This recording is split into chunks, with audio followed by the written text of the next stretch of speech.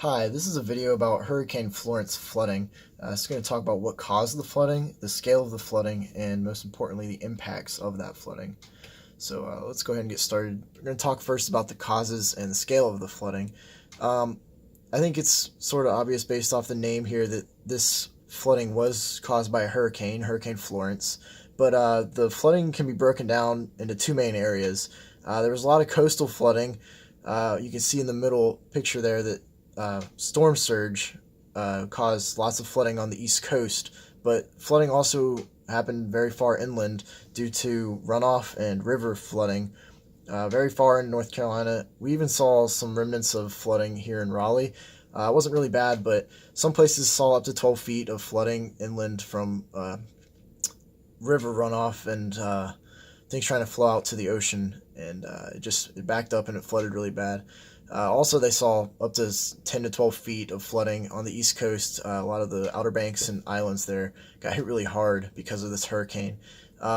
It brought tons of rain. It set a record, actually, in North Carolina that was previously held by Floyd from 1999, Hurricane Floyd. Hurricane Florence dropped 30 inches of rain, which is obviously a whole lot and is a big reason why flooding occurred.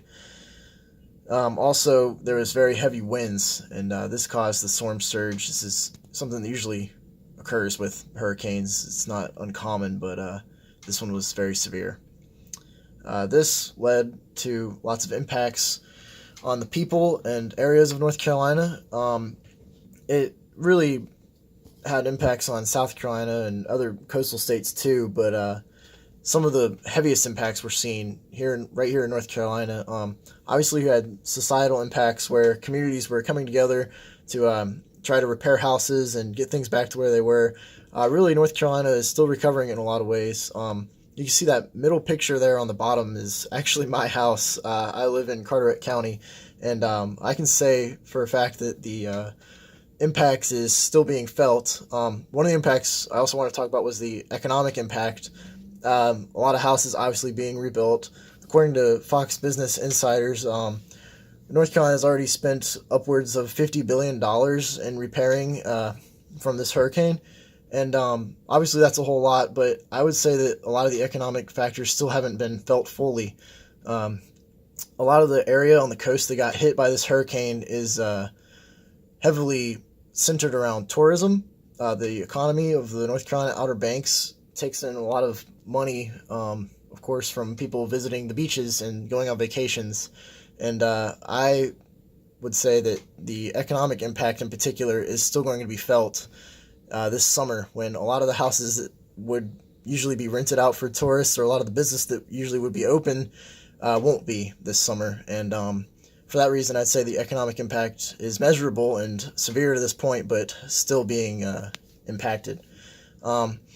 The last thing I wanted to touch on, and this wasn't really included in the project, but that picture there on the right with the fish is that same chain link that you can see right here in this picture in my backyard. That was there after the storm surge did die down. About 2 weeks later, it fully got down. People were expecting it would come in and leave pretty quick, but it kind of stood there for about a week. There was standing water in my yard, and then it finally cleared out, and those fish were left in the gate. So clearly there was an environmental impact that I'm not going to go super deep into, but the impacts of this flooding were very detrimental to North Carolina and are still being felt today.